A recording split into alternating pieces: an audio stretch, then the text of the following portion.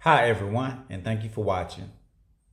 I want to share a sun gazing technique with you. It's actually very simple, but very effective. Just like anything, when you're dealing with nature, it's really simple, it's really effective. We just ignore it and we don't appreciate it as much as we should. With sun gazing, I think a good myth to associate with sun gazing is the myth about Icarus. I think it was Icarus. I haven't read or heard this myth in a long time, but I remember it's something like Icarus. He flew really close to the sun. He had wings made of wax, and he got so sure of himself that he kept flying higher and higher and higher until the sun melted the wax from his wings, and his wings fell apart. And you know, it didn't work out for him. So I think a good myth to associate with sun gazing is the Icarus myth. And then, you know, you got the sun, and you got someone flying to the sun, flying great heights and being great, but they tried to be too great and everything fell apart. So it's a great analogy. So the technique that I'm going to show you in this video about sun gazing, again, very simple. And basically with this technique, you're sun gazing, right? And you know, there's different versions of sun gazing. In my early days, I looked directly at the sun, which I don't do now. That no longer works for me. It no longer suits me and serves me. And I think for most people, it could be not healthy, or it could be problematic, or it could hurt you.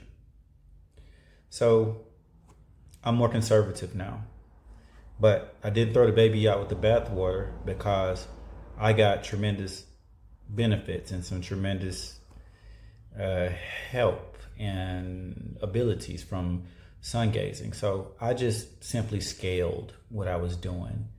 And when I say scaled, I brought it down a notch to a version that's more suitable for me. Kind of like goes back to the Icarus myth that I just mentioned to you. You fly too high to the sun and it gets more and more, you know, the thing, it gets more risky if you do it that way.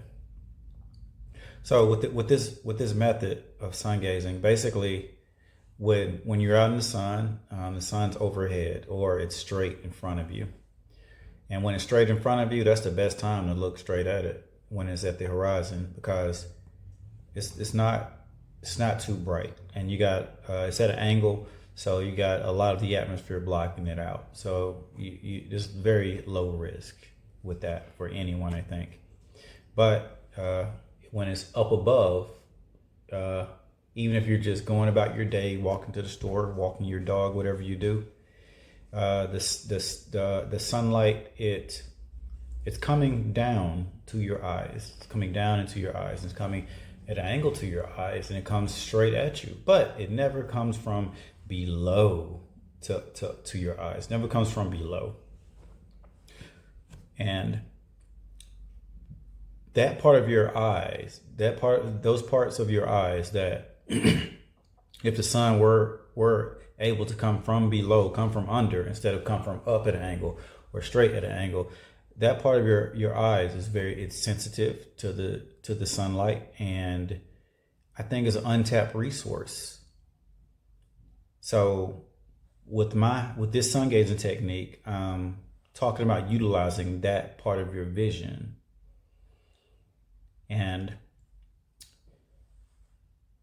when you do it, when you utilize that part of your vision, and from what I've seen from my experiences of practicing this, and I'll actually show you an example. So if you're kind of lost right now, I'm gonna illustrate this very vividly in a few minutes, so don't worry. But with this version, it's your eyes very sensitive, so you don't even have to look directly or even close to the sun. You can look, as long as you put the sun in this low portion of your vision, not this portion of your vision, this portion of your vision. It's very effective, and it fills the body up, and it's it's definitely it's definitely potent compared to the other ways that I've sun gazed, the more conventional ways. And take a look at this. So basically with this method, you're lying on your back.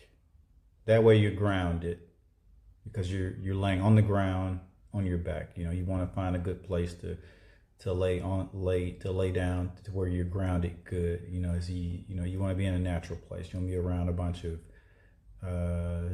technological gadgets and stuff, and electric poles, and places where it's stuff probably under the ground, interfering with the whole electrical dynamic and the energy dynamics of the grounding that you're trying to do.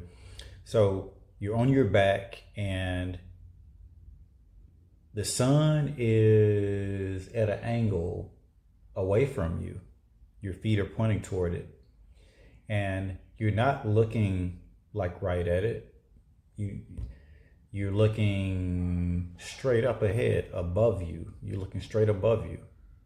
So the sun's over here at your feet, but you're looking straight up at the sky. So you're not looking at the sun. You're just incidentally getting the light from the sun from that angle. And this is the equivalent of the sun being under you in the ground versus being in the sky.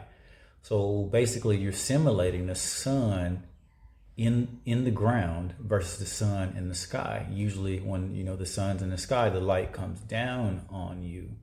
But with this method, the light, you're making the sun, you orient yourself to where the sun is coming from under you, and the light is coming under into your eyes this way. So here's my actual example of what this looks like in real life, live. Here it is. So basically, to do this, you find you a nice quiet spot, a nice clear spot where you won't be interrupted. And you find you a nice place on the ground to sit. And you want to sit on the ground so that you'll be grounded. If it's better actually to stand bare feet, but sometimes the weather doesn't permit. Sometimes it's excessively cold. It's actually not excessively cold today. I just have to go somewhere, so I'm gonna just ground by sitting down on the ground this way. And also, I just want to kind of be comfortable. And I'm doing a long session today. I'm doing about an hour and a half long session.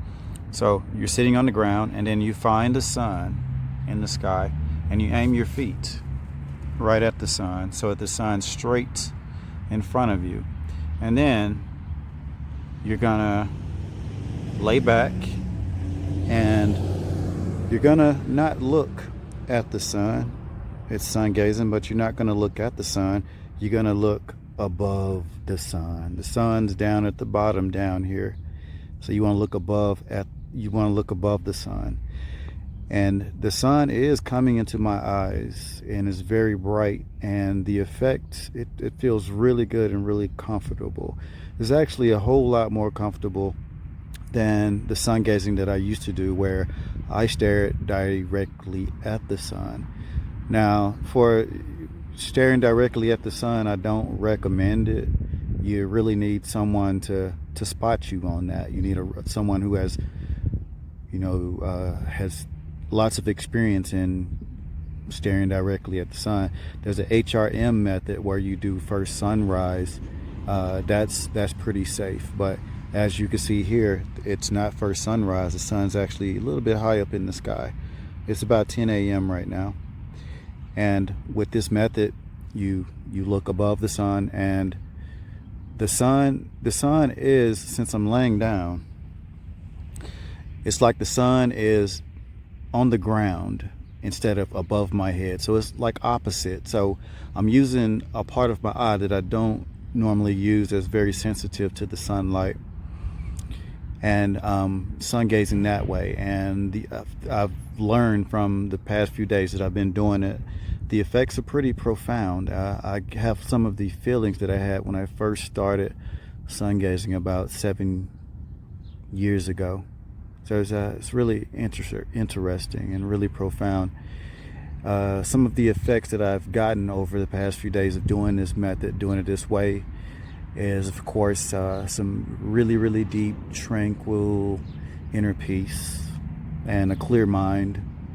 My exercise is I'm recovered a lot more than usual. I wake up and run 7 miles average every day. Six average, but I do 7 about every day.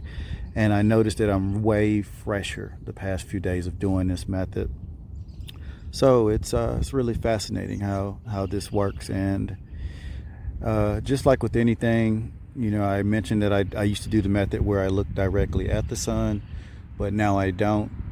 With that, you want to, just like you do an exercise, you want to scale everything in order for the exercise to be most effective, because it won't doing something the same way for everyone in a one size fits all fashion. It's not the best thing to do. You want to scale. You want to do a version of it that's perfect for you. And with this method that I'm showing you, you're looking above the sun, you could scale it to your liking or your level. If you're very experienced and you've done checkups with your doctor or your physician, and you know that you're perfectly healthy, you can look closer to the sun. But if you're very cautious and you don't want to take any chances, you could look here, and you can look here or higher up, and the sun still is coming in your eyes. You're getting that light into your body, and your body is intelligent. It knows just what to do with the light that's coming in. And eyes, again, very intelligent. They know just what they're doing, and they know how to do their job. You just have to get yourself out in nature, outdoors, and let it happen. Isn't that pretty? So with this method, the main idea is using a portion of the eye that isn't normally used in regards to absorbing the sunshine, the light from the sunshine. The sunshine shines from above. So the underside of the eye is relatively quite sensitive in comparison, because the sun never shines from under. But another variation of this is to look to the left or look to the right and sun gaze that way, because those portions will be sensitive too. But the most sensitive part, which is the focus of this video, is the part that's under. That's why I talked about it and emphasized it so much. And this method is very safe, because I'm recommending that you look away from the sun, just to have the sun in your line of vision. And eyes are, again, very intelligent, and they'll bring the light in, and the body will do what it does. The body's super intelligent. So thank you so much for watching. Check out my book on sun gazing. A lot of interesting information in there about it. I hit the practice of sun gazing from many different angles, and I talk about ways of just making it like a science, or like a very detailed practice that can be used and taken to different levels. And I talked about scaling in this video. I'm gonna make some additions to my book, and I'm gonna add in things, because you learn and you update. You learn and you update. I love you all, and you take care of yourself. Bye.